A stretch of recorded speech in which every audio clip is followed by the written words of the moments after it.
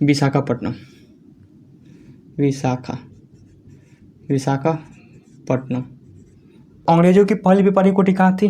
वो भी सूरत थी, है ना, सूरत थी। पुर्तगालियों की पहली व्यापारी कोठी कहाँ थी? यहाँ पर कोझिकोड, कहाँ कोझिकोड। वही पूछेगा।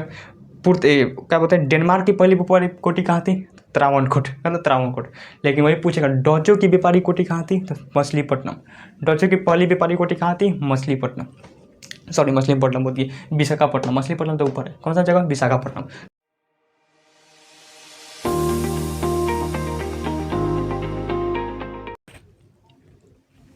जय हिंद। तो चलिए आज देखते हैं इंडियन मैप के बारे में।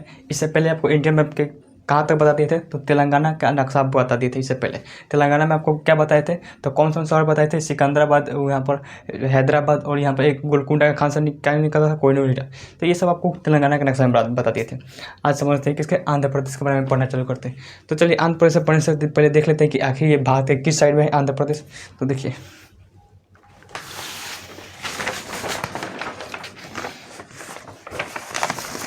ये क्या है? भारत का नक्शा। ये क्या है? भारत का नक्शा। ये देखिए भारत का नक्शा है। और यहाँ पर देखिए आपको तेलंगाना ये बता दिए थे, ये क्या रहा? तेलंगाना। और ये क्या है? आंध्र प्रदेश। तो आंध्र प्रदेश आज बढ़ना चालू करते हैं। तो देखिए आप देख लिए भारत के किस साइड, लगभग दक्षिण साइड में देखेंगे, और इधर किस पूर्वी में देखें तो कौन सा? आंध्र प्रदेश। तो चलिए आंध्र प्रदेश के बारे में पढ़ना चालू करते हैं।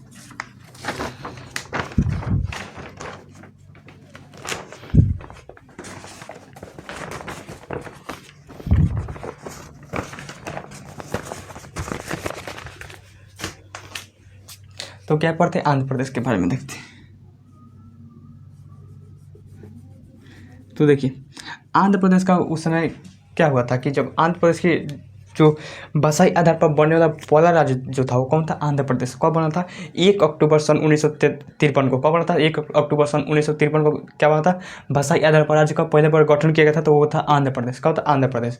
तो उसके बाद फजल अली आयोग का गठन किया गया फिर 1953 में, और 1956 में उन्होंने क्या, फजल अली आयोग ने कहा कि 14 राज्य और 6 केंद्र शासित प्रदेश बनना चाहिए, तो वही बसाई आधार पर गठित किया जाएगा। लेकिन जो जवाहरलाल नेहरू जो थे वो नहीं चाहते थे कि भाषाई आधार पर गठन किया जाए, क्योंकि इससे पहले 2 और भी समिति बैठाई गई थी, एस्केधर आयोग, और दूसरा समिति कौन? पहला धर था एस्केधर आयोग का, दूसरा समिति जो था वो जेपीबी समिति, जवाहरलाल नेहरू, वल्लभ भाई पटेल और पट्टाभी सिद्धारमैया।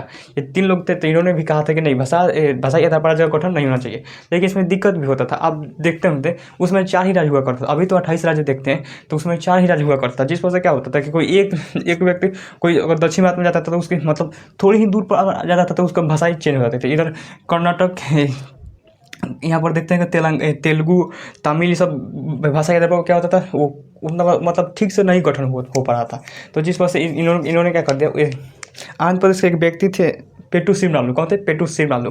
वो भूख रहा था, बैठ गया कि राज्य को गठन भाषा के आधार पर होना चाहिए। तो जिस वजह से वो उनकी मृत्यु हुई थी। बाद में इनको कहा क्या किया गया था, 1 अक्टूबर सन 1953 में भाषा के आधार पर गठन कर दिया गया। तो कौन था वो? आंध्र प्रदेश। कौन था? आंध्र प्रदेश। आंध्र प्रदेश। और चलिए आंध्र प्रदेश के बारे में पढ़ना चालू करते हैं। आंध्र प्रदेश के बारे में यहाँ पर जगह देंगे, यहाँ ये सब क्या है? समुद्र एरिया है। ये सब जो है क्या है? समुद्र है। ये सब समुद्र है।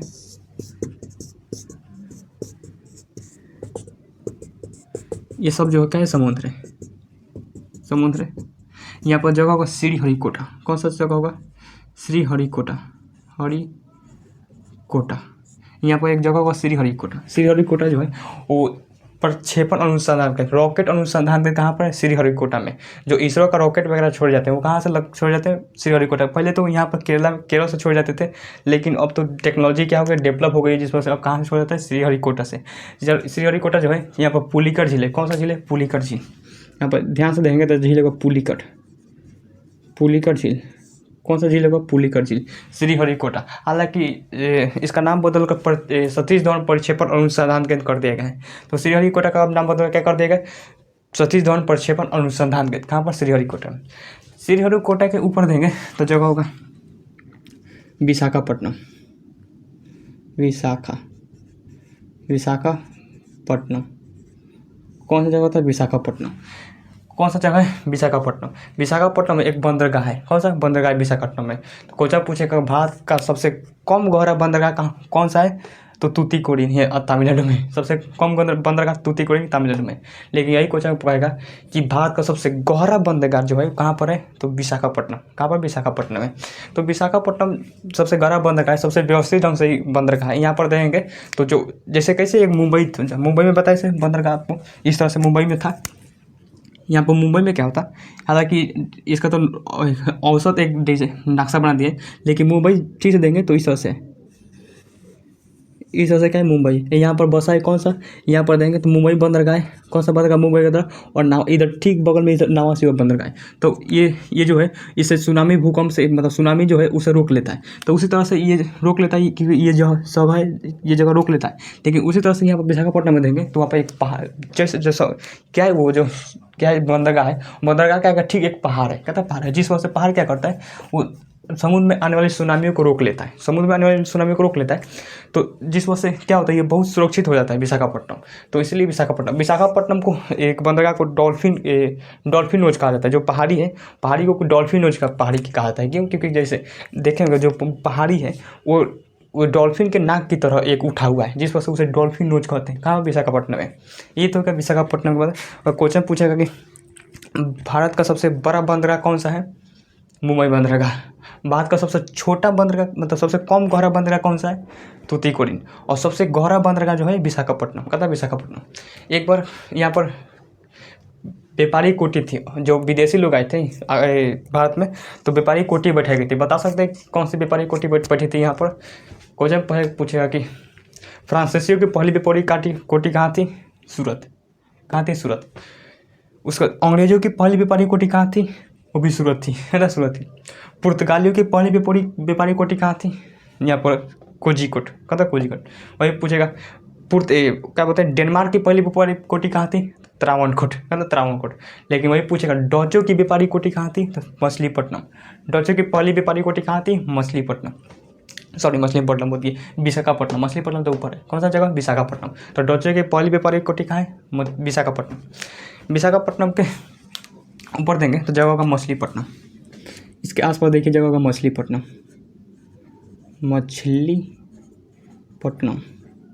ये भी बंदरगाह है मछलीपट्टनम।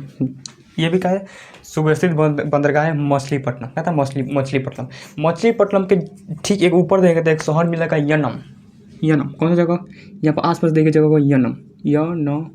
यमन नहीं जी, यनम। कौन सा जगह, यनम वो आंध्र प्रदेश का नहीं है। अब कहेंगे कैसे, अरे ये आंध्र प्रदेश में, तो इसका आंध्र प्रदेश का क्यों नहीं हुआ। तो यनम जो शहर है वो आंध्र प्रदेश का नहीं है, किसका है, पांडिचेरी का। पांडिचेरी का आपको पता है कि पांडिचेरी का 4 जगह क्या है, वो शहर अलग अलग बिखरा हुआ है पांडिचेरी का। तो यनम जो है किसका है, पांडिचेरी का है, आंध्र प्रदेश का नहीं है यनम। ये देख लिया यनम के नीचे देखिए, इसके आसपास देखिए जगह राजमुंद्री। कौन सा जगह, राजमुंद्री। कौन सा शहर होगा, राजमुंद्री। कौन सा जगह होगा, राजमुंद्री जो है यहाँ पर किस लिए, तो तंबाकू अनुसंधान के कहाँ पर है, राजमुंद्री में। कहाँ पर है, राजमुंद्री में। अब कहीं तंबाकू अनुसंधान कैसे है, जबकि तंबाकू खाना एकदम क्या है, वर्जित है, मतलब ठीक ठाक नहीं है। तो राजमुंद्री में तंबाकू अनुसंधान का कैसे हो गया। तो देखिए जो ये मेनली जो होता है, ये नशे क्या होता है, एल्कोहल में मतलब कुछ भी चीज़ होता है उसमें नशा होती है, कहते हैं नशा होती है। और नशा का प्रयोग जो होता है वो छोटे मोटे दवाइयों में किया जाता है। आप देखते हैं कि कोई भी दवाई सबसे ज़्यादा प्रयोग एल्कोहल का सबसे ज़्यादा प्रयोग तो इसमें होता है। जो आप सिरप पीते हैं, सिरप यानी खांसी का जो सिरप पीते हैं उसमें ज़्यादातर एल्कोहल मिला होता है। और जितने भी जो दर्द निरोधक दवाएँ होती है उसमें क्या होता है, नशा का क्या छोटा बहुत ही कम मात्रा में नशा मिला होता है, ताकि हमें दर्द से कहता है रिलीफ दे, यानी आराम दे। तो जिस वजह से यहाँ पर तंबाकू अनुसंधान कहाँ पर बनाया गया, राजमुंद्री में। कहाँ पर, राजमुंद्री में। राजमुंद्री के ठीक बगल में देखिए जगह का गुंटूर। कौन जगह, कुन्नूर नहीं जी, कुन्नूर तो इसके पास होगा, कुन्नूर। यहाँ पर जगह होगा कुरनूल। कौन जगह, कुरनूल यहाँ पर होगा, ये होगा गुंटूर। कौन जगह, गुंटूर 3 शहर इसके आसपास मिलेंगे, गुंटूर और विजयवाड़ा। गुंटूर और विजयवाड़ा, ये 3 शहर इसके आसपास मिलेंगे, गुंटूर, विजयवाड़ा। और एक और शहर मिलेंगे अमरावती। यहाँ पर आसपास जगह अमरावती। कौन सा शहर मिलेगा, अमरावती। तो गुंटूर, विजयवाड़ा, अमरावती, इधर से कुरनूल मिल जाएगा, कहता कुरनूल। तो देखिए विजयवाड़ा, कुन्नूर, अमरावती। देखिए जब तेलंगाना कब अलग हुआ था, 2014 में, 2014 में तेलंगाना जब अलग हुआ था तो उसमें उसकी जो उस समय तक किस में था, आंध्र प्रदेश में ही था। तो उस समय तेलंगाना और आंध्र प्रदेश एक में ही था। तो उसकी राजधानी हुआ करती थी हैदराबाद। कहाँ हुआ थी, हैदराबाद। लेकिन हैदराबाद जब मतलब तेलंगाना जब अलग हुआ तो हैदराबाद चला गया तेलंगाना में। तो तेलंगाना में चल गया तो तेलंगाना की राजधानी हो गई हैदराबाद। तेलंगाना की राजधानी कहाँ हो गई, हैदराबाद। लेकिन अब इसके अब जो आंध्र प्रदेश बच गया उसके बाद तो कोई राजधानी नहीं बची। तो आंध्र प्रदेश का उस समय जब अलग हुआ तो उसमें कहा गया कि पहले क्या बनाना चाहिए, गुंटूर को राजधानी बनाना चाहिए। किसको बनाना चाहिए, गुंटूर को। फिर लोगों ने कहा कि नहीं, गुंटूर ठीक ठाक नहीं है शहर। किसे बनाते हैं, विजयवाड़ा को। कहते हैं विजयवाड़ा को बनाते हैं। देखिए विजयवाड़ा को बनाते हैं तो फिर लोगों ने कहा कि नहीं, विजयवाड़ा भी ठीक ठाक नहीं है, किसे बनाते हैं, अमरावती को। तो आंध्र प्रदेश की राजधानी अभी कहाँ है, अमरावती। आंध्र प्रदेश की राजधानी कहाँ है, अमरावती। तो देखिए, और राजधानी मतलब उससे बनाते हैं जहाँ पर बहुत सारे सुख सुविधाओं मतलब अवेलेबल हो, सो हर चीज़ का उसमें क्या हो, वहाँ पर डेवलप वगैरह हो। हालांकि डेवलप कोई भी चीज़ राजधानी बनती है तो वो डेवलप ऑटोमेटिक हो जाता है। तो राजधानी उससे बनाती है जहाँ के हर चीज़ का राज्य की विधानसभा हो, राज्य का मतलब बहुत सारे पावर वगैरह जितने भी जो वहाँ पर एक ही जगह पर हो। तो उसी तरह उसी को राजधानी बनाया जाए। जैसे दिल्ली में कैसे भारत की राजधानी है, तो देखेंगे जितने भी जो लोकसभा, संसद, इधर से राष्ट्रपति भवन, राजपति, सब कहाँ एक ही पास है। साउथ ब्लॉक, नॉर्थ ब्लॉक, जितने भी जो राजदूत होते हैं वो सब एक ही पास है। इसमें से उसको उसकी राजधानी वहाँ पर बनाया जाता है। अब कहेंगे कि भारत की राजधानी किसी गांव में ले जाकर बना दीजिए, जो वो ठीक ठाक लगेगा, नहीं लगेगा। इस तरह से मतलब राजधानी देखा जाता है कि कौन सा शहर क्या है अच्छा ठीक ठाक है, तो उसी को राजधानी बनाया जाता है। तो इन तीनों में सबसे ज़्यादा ठीक ठाक कौन था, अमरावती। तो इसलिए इसकी राजधानी कहाँ बनाएगी, अमरावती बनाएगी। कहाँ बनेगी, अमरावती। अब इसमें और कौन सा शहर बच जाता है, ये सब तो हो गया, श्रीहरिकोटा, पुलिकट, विशाखापट्टनम। और कौन सा और बच जाता है, तिरुपति। तिरुपति का नाम सुने होंगे, यहाँ बचा होगा तिरुपति। तिरुपति कौन सा तिरुपति में कौन सा मंदिर है, बालाजी मंदिर। बालाजी मंदिर विष्णु भगवान का है। और वो तो विष्णु भगवान का एक रूप है, जैसे बहुत सारे विष्णु भगवान का रूप हुए थे। राम जी भी तो जो थे विष्णु भगवान के रूप थे, राम जी विष्णु भगवान के रूप थे। हाँ, विष्णु भगवान के रूप थे। और उसी तरह से कई सारे रूप हैं। तो जिस वजह से यहाँ पर देखेंगे तिरुपति में बालाजी मंदिर बहुत ही फेमस है। यहाँ की लड्डू जो होती है, लड्डू बहुत ही फेमस है। यहाँ के जो प्रसाद में लड्डू मिलता है वो बहुत ही फेमस है, बहुत अच्छा लगता है, स्वादिष्ट। तो लड्डू कहाँ का फेमस है, तिरुपति का। तिरुपति में कौन सा मंदिर है, बालाजी मंदिर। बालाजी मंदिर ऐसा है, एक और नाम से भी जानता है, वेंकटेश्वर मंदिर शायद। बालाजी मंदिर को वेंकटेश्वर मंदिर शायद कहते हैं। तो तिरुपति में कहाँ पर है, तिरुपति में। तिरुपति में बहुत बेहतरीन, यहाँ पर किस चीज़ का फेमस है, लड्डू। किसके चीज़, लड्डू का फेमस है। तो ये तो हो गया आंध्र प्रदेश के बारे में। देखिए आंध्र प्रदेश, अभी ये तो हो गया आंध्र प्रदेश में। अब उसके बाद आते हैं यहाँ पर, देखिए यहाँ से एक नदी आती है। कौन सी नदी आती है, नासिक से निकलती है गोदावरी नदी। तीन नदी आती है, गोदावरी नदी। कौन सी नदी, गोदावरी, गोदावरी नदी। और इधर से निकलती है महाबलेश्वर से कृष्णा नदी। कौन सी नदी, कृष्णा, कृष्णा नदी। चलो, कृष्णा नदी और गोदावरी नदी, ये दोनों नदी, इनका दोनों मुहाना कहाँ पर है, तो बंगाल की खाड़ी में, बे ऑफ बंगाल। कहता बंगाल खाड़ी में, इधर बंगाल की खाड़ी है, यहाँ पर बंगाल है, तो बताते हैं बंगाल खाड़ी में। तो ये दोनों नदी, गोदावरी नदी और कृष्णा नदी, कहाँ पर आती है, बंगाल की खाड़ी में। आंध्र प्रदेश में एक पर्वत है, कौन से पर्वत, अन्नामलाई पर्वत। इसके पास देंगे तो एक पर्वत होगा अन्नामलाई, अन्नामल या फिर अन्नामलाई, अन्नामल या फिर अन्नामलाई पहाड़ी होगा। तो अन्नामल बीच में सिर्फ पहाड़ी होगा, अन्नामल या फिर अन्नामलाई पहाड़ी हो गया। ये कौन सा होगा, गोदावरी में। कौन सा, अन्ना नहीं, सही नल्ला मलाई सही होगा। तो ये होगा कौन सा, गोदावरी नदी और कृष्णा नदी हो गया। ये इनके मुहाने पर जो है एक गैसों का बहुत ही भंडार मिला है, जिसका नाम है CNG गैस, प्राकृतिक गैस कहते हैं, CNG। कौन सा है, CNG।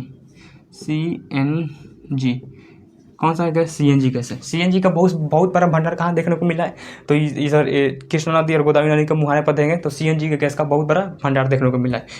इससे क्या होता है, इसे क्या कहते हैं, कंप्रेस्ड नेचुरल गैस। ये जो होता है पेट्रोल से तगड़ा होता है, कहता है पेट्रोल से तगड़ा होता है। जैसे कि आप देखते होंगे पेट्रोल जो होता है, पेट्रोल देखते होंगे, पेट्रोल से भी तगड़ा होता है। पेट्रोल देखिए, कोई भी ईंधन का एक ऊर्जा क्या होता है, कैलोरी मान होता है। कोई भी ईंधन का क्या होता है, कैलोरी मान होता है। तो CNG भी एक ईंधन है और पेट्रोलियम भी एक ईंधन है। तो पेट्रोल का देखेंगे, पेट्रोल पेट्रोल का कैलोरी मान देखेंगे तो वो कितना होता है, 50 होता है शायद। और इधर सी एन जी का देखेंगे तो 55 होता है। इसका कैलोरी मान कितना होता है, 55 होता है। तो जिस वजह से ज़्यादातर पावरफुल कौन है, सी एन जी। यानी अगर मान लीजिए जैसे कि एक गाड़ी में अगर 1 लीटर तेल भरा रहे हैं, पेट्रोल भरा रहे हैं, और वो आपको 10 किलोमीटर लेकर जा रहे हैं, लेकिन वहीं अगर आप 1 लीटर सी.एन.जी भराएंगे तो वो लगभग 11 से 12 किलोमीटर लेकर चल जाएगा, क्योंकि उसका कैलोरी मान क्या है, ज़्यादा है, ज़्यादा ऊर्जा देगा। वो कहता है जिसका कैलोरी मान ज़्यादा होता है वो ज़्यादा ऊर्जा देता है। तो वो इसी तरह से, इसलिए देखते हैं गाड़ियों पर अब ज़्यादातर सी.एन.जी पर लाया जाता है, क्योंकि सी.एन.जी प्रदूषण भी बहुत ही कम करता है। और दूसरा चीज़ यही प्रदूषण करता है, क्योंकि इसमें भी मीथेन होता है। तो दूसरा चीज़ ये कहता है सी.एन.जी जो है बहुत क्या कहते हैं, प्रदूषण बहुत ही कम करता है। पेट्रोलियम तो एकदम धुआं कर देता है, वो भी पेट्रोल तो बहुत ज़्यादा प्रदूषण करता है।